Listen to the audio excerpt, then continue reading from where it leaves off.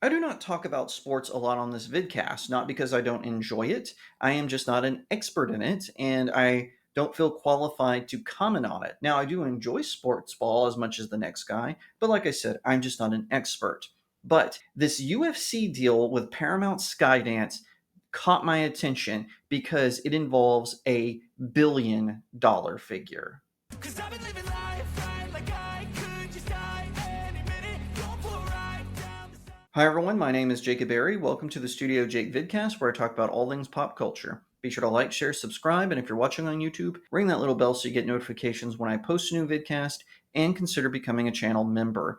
If you want to support me in the work that I do, head on over to my new website, studiojakemedia.substack.com, where you can find even more pop culture articles, and you can subscribe at different tiers that unlock different perks. All right, so just to kick things off, again, I want to reiterate I am not an expert on the Ultimate Fighting Championship that is the UFC. If I get something wrong, please let me know in the comment section below. I can't even name who the champions are at this moment. I very rarely watch it. But I did want to comment on this just because this seems like a very big deal. And that is Paramount Skydance has signed a deal to distribute UFC fights and whatnot on their streaming service and their cable networks. I have mentioned this in several of my other videos. Paramount has merged with Skydance to create Paramount Skydance. This gives Skydance an avenue into all kinds of stuff like MTV, access to Paramount Plus originals like Landman or Mission Impossible franchise, Nickelodeon, whole host of other channels, networks, and whatnot. This is a big deal, and it took a long time for them to come together. Also, CBS properties are now part of Skydance. Shows like Star Trek are going to go under that wing. Hopefully, we'll get Alex Kurtzman out of there, although there is a rumor going around that Paramount and Skydance is going to extend his contract. I hope that's not true. I hope they just kick him to the curb because he has ruined Star Trek, but whatever. Point is, they have signed a $1 billion deal with the UFC. This is according to Investopedia, and you'll see me look this direction because I am reading from this way. Shares of TKO Group surged over 7% Monday morning after the owner of the UFC franchise and Paramount Skydance agreed to make the media giant the exclusive home of the UFC. Paramount announced that it would pay an average $1.1 billion per year for the 7-year pact, which begins next year, and the payment schedule is weighed more toward the back end of the deal. The arrangement calls for Paramount to have rights to distribute UFC's full slate of 13 marquee numbered events and 30 fight nights through its Paramount Plus streaming service. In addition, a select number of events would be simulcast on the CBS television network. Paramount CEO David Ellison said that live sports continue to be a cornerstone of our broader strategy, driving engagement, subscriber growth, and long-term loyalty. He called adding the UFC a major win. The move comes just days after the more than $8 billion merger between Skydance Media and the former Paramount Global, forming Paramount Skydance. By teaming with Paramount, the UFC will no longer use its existing pay-per-view model. TKO Group CEO Mark Shapiro said Paramount has significant reach and joining forces unlocks powerful opportunities at TKO for years to come. TKO Group shares have added nearly 1/4 of their value in 2025 so far. Paramount Skydance shares were little changed in recent trading. Wow, that just blows my mind. To me, this definitely already shows how Skydance wanted to shift the goal of CBS and Paramount. I don't know why they changed their name to Paramount Skydance. Maybe that was part of the deal of the merger. I think it's stupid. Personally, I think they should have let Skydance be the umbrella corporation, had Paramount and CBS as, their different brands for different films and television, but that's just my opinion as a marketer. No one listens to us marketers. But anyway, the change in strategy. So UFC has been a big deal for a while, and a lot of networks refuse to recognize its value. I don't know why that is, but that tends to be the reason, maybe because some of the fighters have political points of views that other sports tend to, blacklist. The UFC does not blacklist their fighters. They let them say what they want, when they want, however they want, and they don't penalize them for that. Here's to free speech, am I right? Paramount is the total opposite, right? They had their crony Stephen Colbert on The Late Show, ruining that brand by being Big Pharma's cheapest mascot, I guess. And now that show is being canceled. Not just Stephen Colbert being fired, they're actually ending The Late Show, a staple of late night TV for a long time. That just shows how that era of television is ending. And they know that things like the UFC is capturing the minds and the hearts and the eyeballs of their customers. I just hope that Taylor Sheridan's work is not interrupted. I personally love Landman. I mentioned it earlier. It's one of my favorite shows. I also really enjoy Mayor of Kingstown, which I hope Jeremy Renner is able to come back to finish the show and do a grand hurrah final season, or that it continues on, whichever comes first. But whatever they decide to do with the UFC, obviously it's going to be distribution. They say they're going to do some stuff exclusively on Paramount Plus.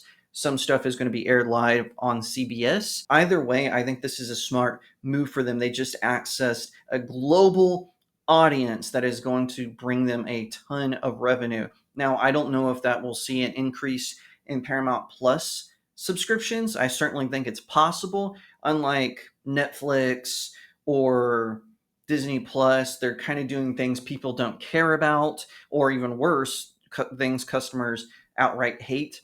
Paramount Plus, they at least have a mixed bag. So they have Star Trek, which they've turned into this ultra woke DEI program. But then they have Landman and Mayor of Kingstown, which is very clever writing. They've completely ruined Nickelodeon with a lot of their relaunches and reboots, like the recent Rugrats failure. And people are just watching the old Rugrats with their kids. I think that that is kind of funny. But however, which way the wind blows, this is a very smart move, a very smart, good move by Paramount Skydance. I think that this was very clever of them. I think that this is going to open up whole new revenues. We might even see some of the mixed martial artists who fight in the UFC appear in films. Maybe we'll get some martial arts movies from this. I would really like that. And who knows where this is going to go. Now, I am curious how this is going to affect things like Mission Impossible, Star Trek, and the Taylor Sheridan stuff, hopefully in a good way, as I said earlier. Mission Impossible, though, I want to focus on just a little bit because Tom Cruise has always said he wanted to do 10 Mission Impossible films. I believe that is what he said. And he's done 8 so far, and the last one was called Final Reckoning, and it didn't do so well. And he said that I want this particular guy to replace me when I finally retire as Ethan Hunt. I'm curious how that's going to work out at Paramount Skydance. But anyway, I digress on that. Back to the UFC. This was very smart. TKO Group. This will help them, I think, because I've talked about how it affects Paramount and CBS and Skydance, but how it affects TKO Group. This gives them a whole new avenue because, like they said, they have their own channel. They do pay-per-view stuff, things like that. But now they have access to sort of a global market in the sense of a streaming service, and how they can bring that audience in and get the UFC exposed to this new audience. I think this was a very smart play all the way around. I know I talk a lot about dumb mistakes that these companies make. This was a smart move by Paramount Skydance. This was a first move right out of the gate with their merger confirmed, and I applaud the brain trust. I've heard rumors that the Skydance people are very smart, they're very business savvy, and so this comes as no surprise to me. Like I said, I've just heard rumors about that. They could be dumb as a rock, I don't know, but this move certainly doesn't signal that. One final note, and this has nothing to do with UFC or the other things. Paramount owns Nickelodeon, which makes a lot of their kids' content. Skydance has Skydance Animation, and it is run by John Lasseter. Yes, the John Lasseter who got kicked out of Pixar because Bob Iger fell victim to a bogus Me Too claim in regards to Lasseter, not Iger, although who knows, that might be coming down the pike. Skydance immediately scooped him up, made him the head of Skydance Animation, but they haven't really done a whole lot. They've done a few exclusives for Apple TV, which is totally stupid in my opinion.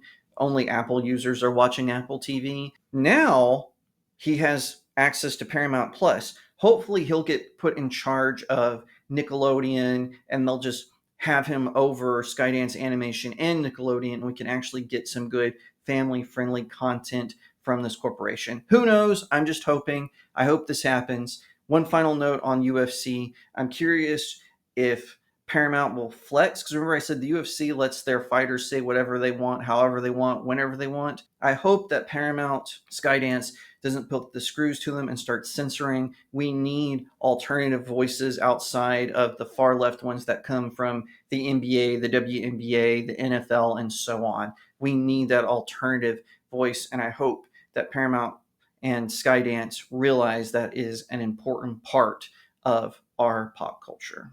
If you like that video, be sure to give it a like, share it out to all your friends, leave me a comment to what you think, and subscribe. If you're watching on YouTube, ring that little bell so you get notifications when I post a new vidcast, and consider becoming a channel member. If you want to support me in the work that I do, head on over to my new website, studiojakemedia.substack.com, where you can subscribe at different tiers that unlock different perks, including being able to choose the topic for the website and here on the vidcast. That's pretty cool. Thank you in advance for everyone who does that. I really appreciate it.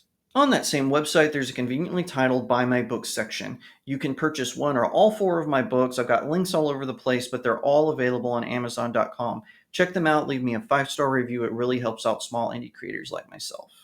Once again, thank you so much for watching, and I'll see you next time right here on Studio Jake.